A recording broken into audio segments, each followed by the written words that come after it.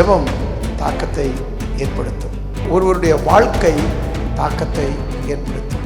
பிரசங்கம் தாக்கத்தை ஏற்படுத்தும். வசனம் தாக்கத்தை ஏற்படுத்தும். விசுவாசம் தாக்கத்தை ஏற்படுத்தும்.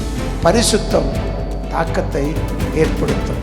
தேவனோடு இருக்கிற உறவு தாக்கத்தை ஏற்படுத்தும். ஜெபித்த போது இடம் அசைந்தது, ஒரு தாக்கம்.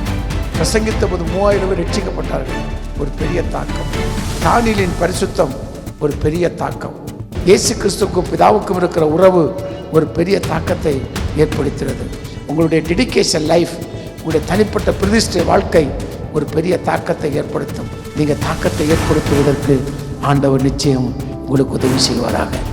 பெரிய தாக்கத்தை உங்களுடைய சபையில் மட்டுமல்ல, தேசத்திலும் தாக்கத்தை ஏற்படுத்தி ஒரு பெரிய காரியங்களை கர்த்தர் செய்வாராக.